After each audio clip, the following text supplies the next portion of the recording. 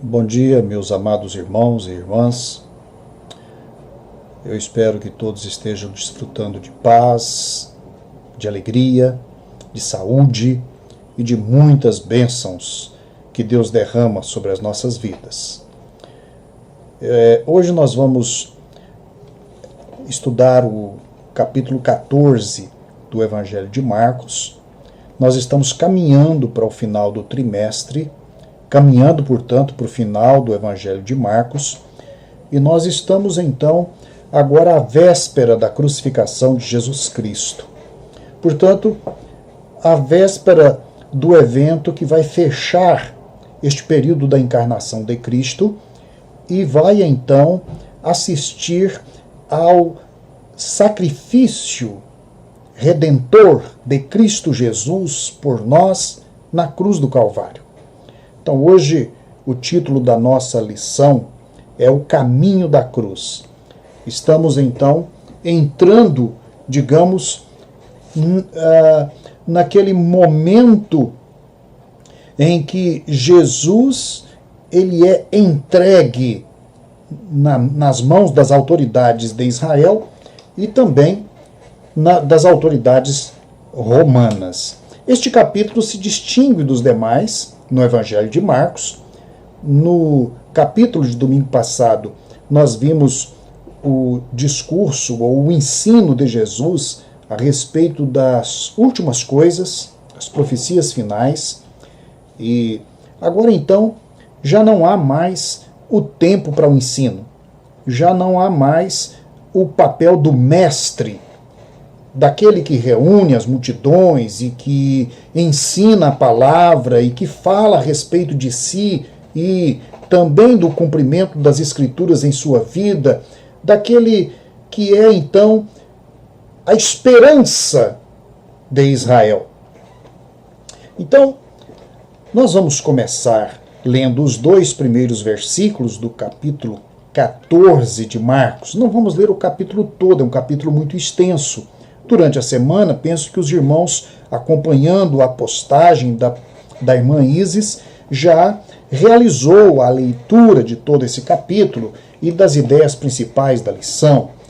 Então, o ponto marcante dessa transição é aquilo que Marcos fala a respeito do que os líderes, do que os sacerdotes, os oficiais de Israel tinham em mente e o que eles já premeditavam a respeito do que fazer com Jesus. Então, os versículos 1 e 2 dizem: ora, dali a 2 dias era a Páscoa e a festa dos pães ázimos, e os principais sacerdotes e os escribas andavam buscando como prender Jesus à traição para o matarem. Pois eles diziam: não durante a festa, para que não haja tumulto entre o povo. Então havia aqui já uma decisão tomada. Eles estavam realmente decididos a matar o profeta de Nazaré, a colocar um fim no ministério de Jesus Cristo. Eles não o reconheceram como o enviado de Deus, o Cristo de Deus. Eles, na verdade, se irritaram, eles estavam enciumados, eles estavam raivosos, porque Jesus, ele era amado por onde ele ia. Jesus era reconhecido em sua autoridade para ensinar mais do que os doutores da lei. Ele era atencioso com as pessoas, ele era o bom samaritano. Então, as pessoas o respeitavam, as pessoas queriam estar junto dele, por isso as multidões o acompanhavam. Este movimento das multidões em direção a Jesus para buscar dele o ensino, buscar a cura, buscar o socorro, ou seja, estas ovelhas que estavam sem pastoreio e que Jesus pastoreou, isto fazia com que os líderes de Israel, eles temessem que um líder como aquele poderia, de fato, a qualquer momento, ser aclamado rei de Israel. E eles poderiam perder os seus privilégios. Então eles decidiram por eliminar Jesus. É claro, todo esse processo estava previsto nas Escrituras. Eles tinham a Escritura diante deles, mas eles estavam cegos. Seus olhos estavam vedados, seus olhos estavam obscurecidos, e eles não conseguiam enxergar aquilo que a Escritura dizia com tanta clareza a respeito do ministério do Messias e de como isto ia, dia após dia, se cumprindo na vida e no ministério de Jesus Cristo. Portanto, eles não atentaram para isto. Eles eram movidos pela inveja, movidos pela vaidade, movidos pelas posições que eles ocupavam. Eles não queriam, de fato, um Messias. Eles não queriam o Filho de Deus. Eles não queriam ninguém interferindo em suas vidas, no controle que eles exerciam sobre Israel, no poder que eles exerciam, nos privilégios que eles desfrutavam. Perderam, de fato, a oportunidade de reconhecerem aquele grande dom de Deus que estava sendo oferecido à nação de Israel. Então a nação de Israel vai mostrar aqui toda a sua indiferença, todo o seu sentimento de rejeição contra o Senhor Jesus Cristo. Eles queriam ter Jesus nas suas mãos. Uma vez com Jesus em suas mãos, eles dariam o fim que eles desejavam dar para o ministério e a vida de Jesus. Então, eles premeditaram. E este momento marca esse início do caminho para a cruz. Jesus vai então iniciar o seu caminho da cruz. Não é que antes ele já não estivesse caminhando para a cruz. Nós entendemos pelos evangelhos que os evangelhos são narrados com a orientação já do alvo, do final, que era a entrega de Jesus por nós na cruz do Calvário.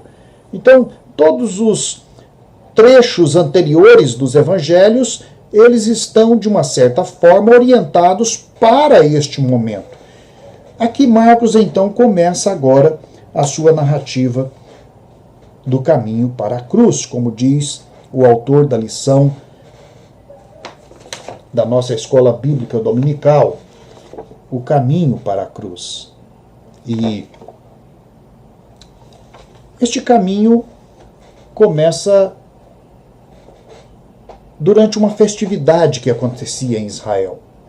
Haviam pessoas vindas de todas as partes para festejar a Páscoa, festejar a Semana dos Tabernáculos e também festejar o sacrifício anual que era oferecido pelo ministério sacerdotal de Israel para representar o perdão dos pecados da nação.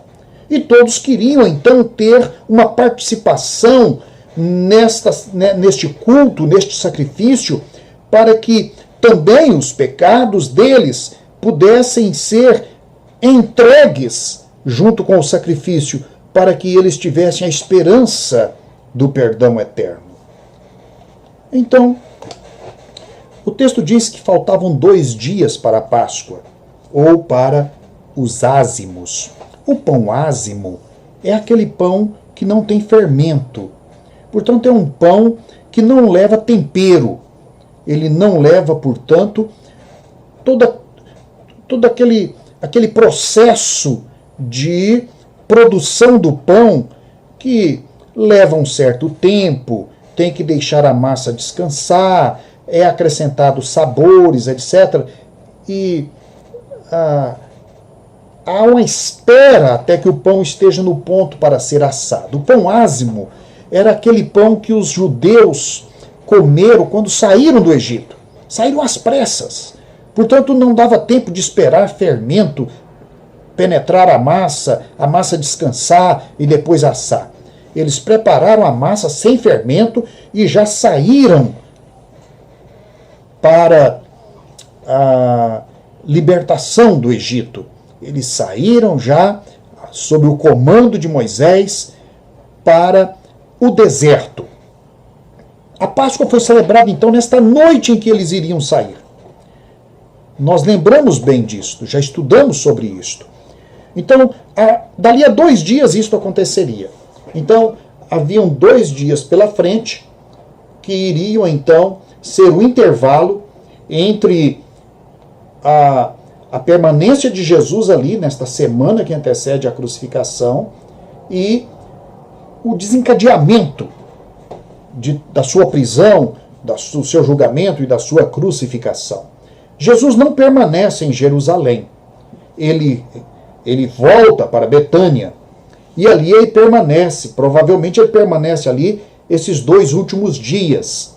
E só na Páscoa é que ele vai até Jerusalém para comer a Páscoa com os seus discípulos.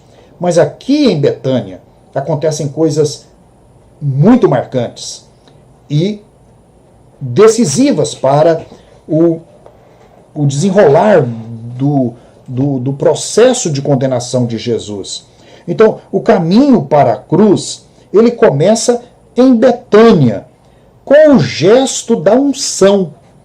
A unção de Jesus em Betânia marca, então, aquele momento em que a vida, a pessoa, o corpo de Jesus, ele é, então, consagrado para o sacrifício. A unção significa que ele estava recebendo uma destinação ali.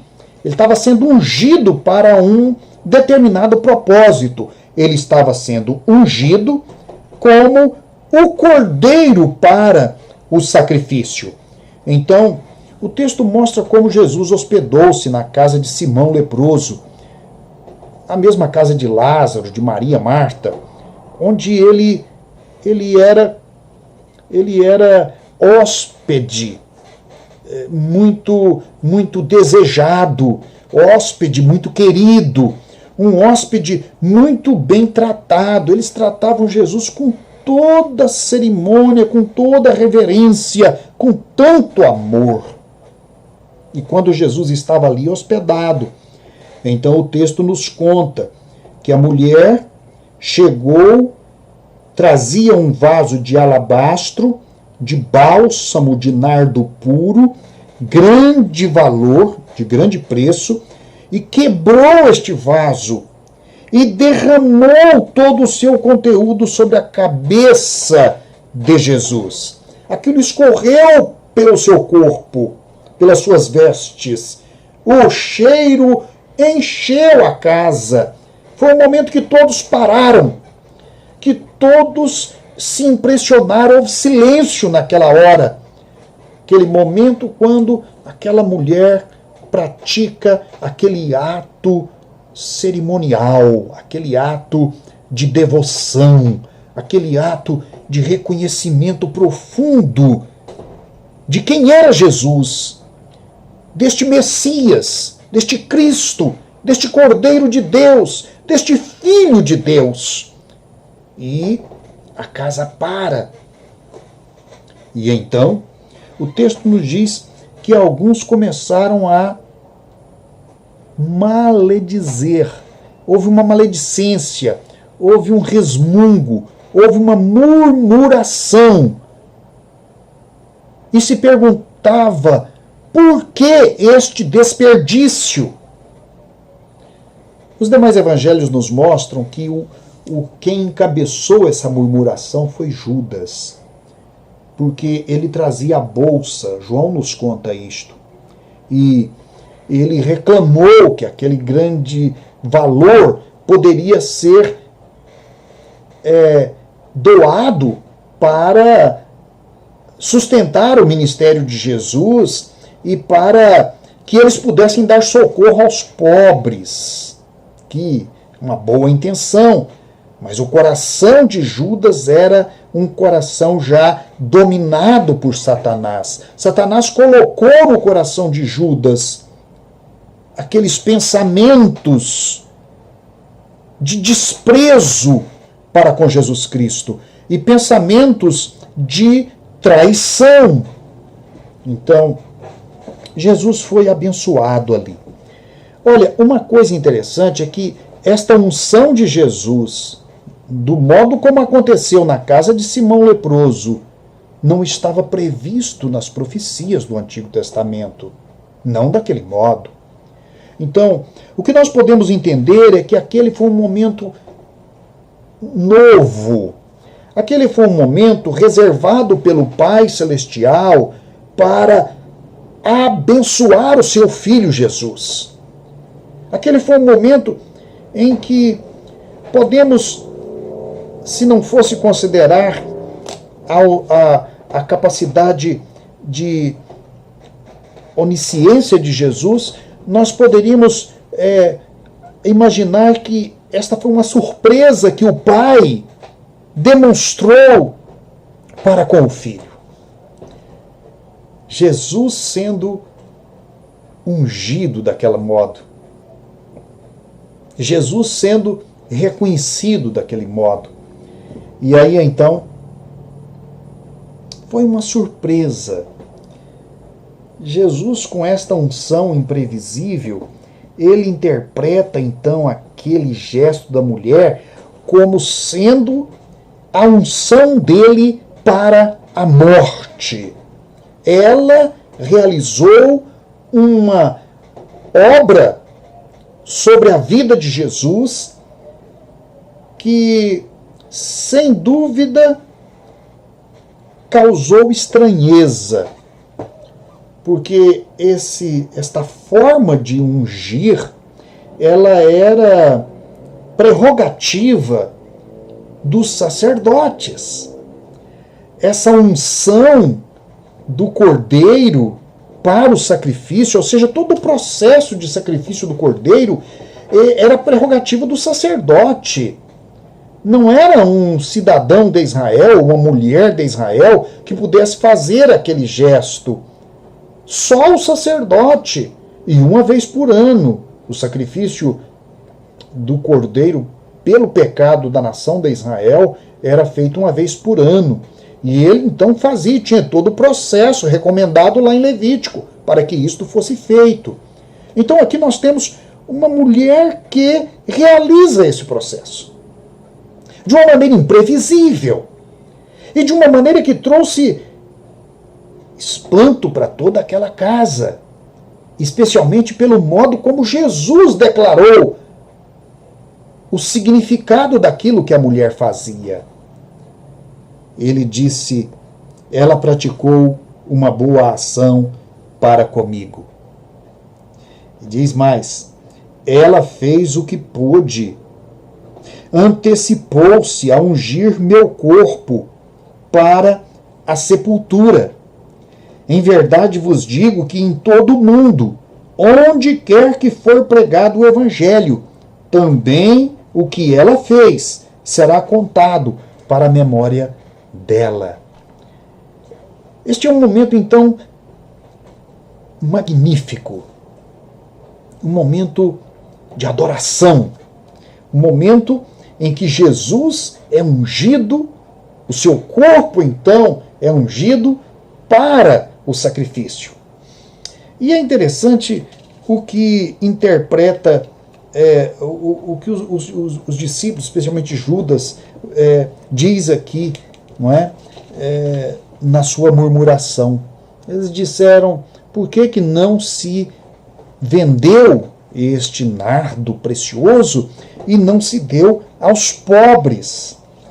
A questão é, aquilo tinha um valor muito maior, muito mais precioso do que o valor de uma esmola que se dá ao pobre.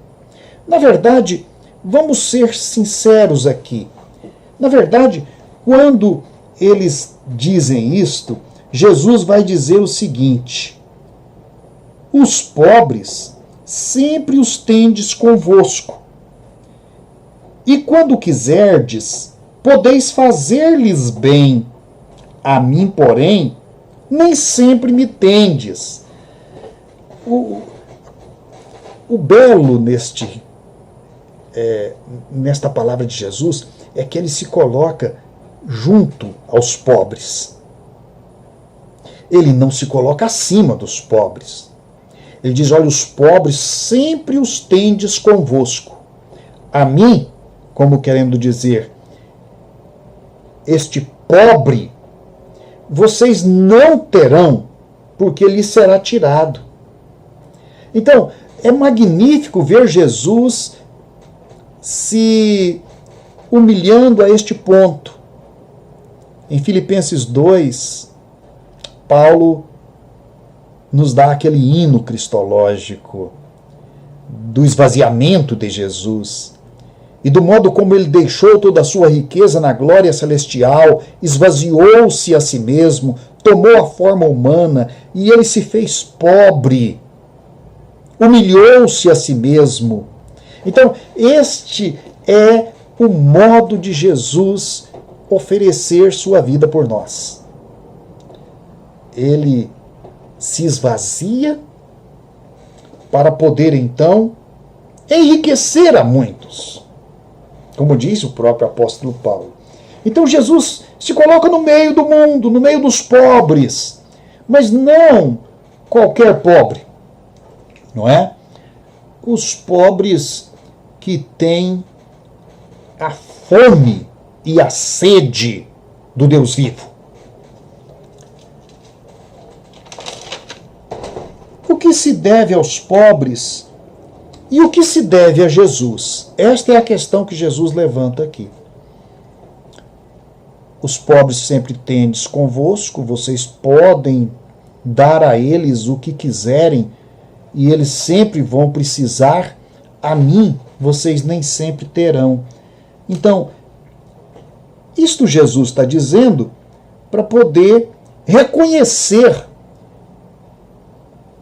aquela obra tão bonita, tão maravilhosa que aquela mulher fez, derramando aquele vaso de alabastro sobre a sua cabeça. Ou seja, ela valorizou a Jesus muito, muito mais do que o que milhares de pobres merecem receber de nós. Claro que os pobres merecem receber de nós, eles precisam de nós, mas nem uma multidão de pobres pode ser mais urgente e mais preciosa para a nossa salvação do que a nossa adoração ao Senhor Jesus Cristo. Ele é mais importante e a ele precisamos dedicar a nossa atenção, os nossos corações, muito mais do que se tivéssemos diante de nós uma multidão carecendo de receber o auxílio de nossas mãos. Jesus veio para ser o nosso Deus. Ele veio para ser o nosso Redentor.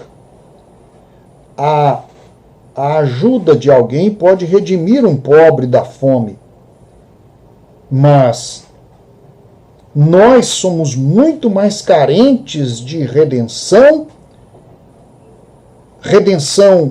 dos nossos pecados, redenção da nossa culpa, da nossa condenação, do que todas as multidões que existem na face da terra. Então, nós não podemos confundir os valores, especialmente o valor que Jesus tem por ser Filho de Deus, com aquelas outras coisas que requerem a nossa atenção e que, por atendermos a elas, estaríamos também cumprindo a vontade de Deus. Mas muito mais importante do que qualquer outra coisa está nossa entrega. A entrega da nossa vida, dos nossos bens, do nosso vaso de alabastro para o Senhor Jesus Cristo. Bem, o caminho da cruz ele vai continuar. O capítulo 14 segue. Nós vamos ter então o processo da traição. Os líderes de Israel, eles queriam cúmplices na sua decisão. Eles queriam cúmplices que justificasse a prisão e morte de Jesus. Eles queriam, inclusive, testemunhas que pudessem acusar Jesus de estar contrariando a lei de Moisés e blasfemando contra Deus. Então eles fizeram uma busca e ofereceram uma recompensa. E Judas atendeu a esta oferta dos sacerdotes e oficiais de Israel. Judas se apresentou e disse: o que vocês querem me dar e eu entregarei Jesus para vocês. Então eles combinaram o preço. Combinaram o modo como Judas iria identificar Jesus para que eles prendessem a pessoa certa. Era o beijo. E eles também buscaram testemunhas que pudessem, no tribunal, testemunharem contra Jesus. Marcos diz que estas testemunhas eram discordantes. Elas não conseguiram ter uma versão única. Elas não conseguiram concordar entre si. Então diz o versículo 56 do capítulo 14, 55 e 56, os principais sacerdotes e todo o sinédrio, ou seja, todos os jurados, buscavam testemunho contra Jesus para o matar e não achavam, porque contra ele muitos depunham falsamente, mas os testemunhos não concordavam.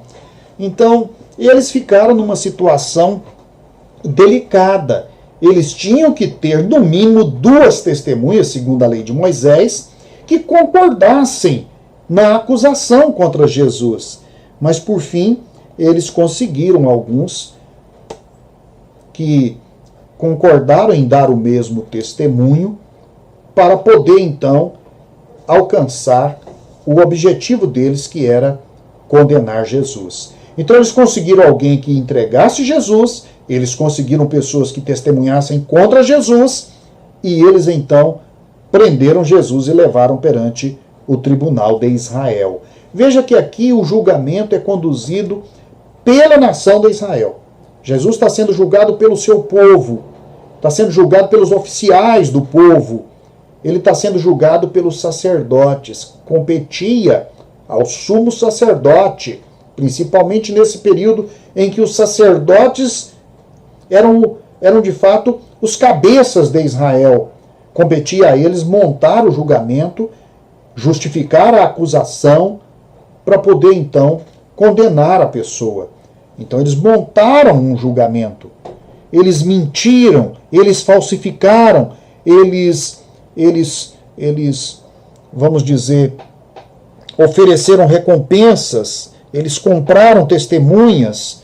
O julgamento de Jesus foi, portanto, um julgamento que, aos olhos de Deus e à luz da lei de Moisés, foi um julgamento falso, foi um julgamento premeditado, foi um julgamento fabricado, foi um julgamento montado com o objetivo de condenar Jesus.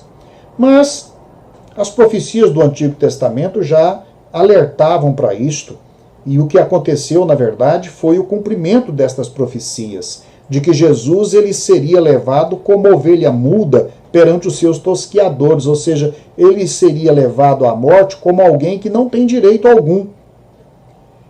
E para cumprir, de fato, o papel de sacrifício pelos nossos pecados, de Cordeiro de Deus, que morre pelos nossos pecados, de fato, ele abriu mão dos seus direitos. Porque em Jesus, em todo o processo da sua condenação, ele estava recebendo sobre ele a nossa condenação, os nossos pecados. E ele levou sobre si as nossas dores. Ele foi morto na cruz do Calvário para pagar as nossas dívidas. Então, isso tudo já estava previsto nas Escrituras. E Jesus vai dizer, olha, isto está acontecendo para o cumprimento das Escrituras. Nos versículos 47 em diante, ele diz assim, mas um dos que ali estavam, puxando da espada, feriu o servo de o servo do sumo sacerdote e cortou-lhe a orelha. Nós sabemos disto e como foi que Jesus resolveu isto, curando aquele servo do sumo sacerdote. Ele jamais esqueceria aquilo, não é? Disse-lhes Jesus, saístes com espadas e varapaus para me prender, como a um salteador? Todos os dias estava convosco no templo, a ensinar, e não me prendestes, mas isto é para que se cumpram as Escrituras. Este caminho da cruz, todos esses obstáculos que Jesus vai sofrendo ao longo do caminho para a cruz, toda a rejeição, todos os maus tratos, todo tipo de sofrimento que ele carregou sobre si, foi para o cumprimento das Escrituras. A sua prisão, então, tem detalhes impressionantes, não é? Jesus foi traído por um beijo. O beijo, na cultura judaica, e conforme nós aprendemos do Antigo Testamento, ele é o gesto da verdade, da sinceridade, ele é o gesto da fidelidade, é o gesto, portanto, do compromisso, é o gesto da afeição. E tudo isso que é de natureza tão sublime é exatamente torcido, corrompido pelo que Judas faz com Jesus. Ele usa desse gesto tão sublime para entregar Jesus. Jesus foi entregue pelo seu apóstolo que chegou e o beijou. Tinha combinado com os soldados, aquele a quem eu beijar, este é Jesus, lançai mão dele. Então, Jesus foi traído da forma mais perversa, não é? A traição uma traição que Zacarias diz que ele foi ferido na casa dos seus amigos. Ferido, traído. E então, esta prisão de Jesus foi um ato profundamente violento de rejeição. Quem é que foi prender Jesus? As multidões que estavam com ele A princípio, não. Os sacerdotes reuniram ali uma multidão, muitos deles pagos para fazer aquilo, e eles foram então seguindo Judas até o lugar onde Jesus estava, no Getsêmani, à noite. E com violência, varapau, com espada, com brutalidade, o prenderam.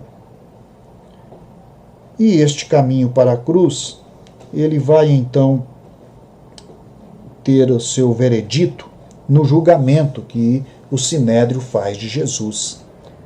Eles trazem Jesus à noite para a casa do sumo sacerdote e ali Jesus é julgado, não diz uma palavra, e aí o sumo sacerdote se irrita, porque num julgamento o réu deveria dizer alguma palavra em sua defesa ou confessando o seu crime, mas Jesus manteve o silêncio. E então o sumo sacerdote se levanta, vai até Jesus, e ele então, num gesto bruto, ele diz,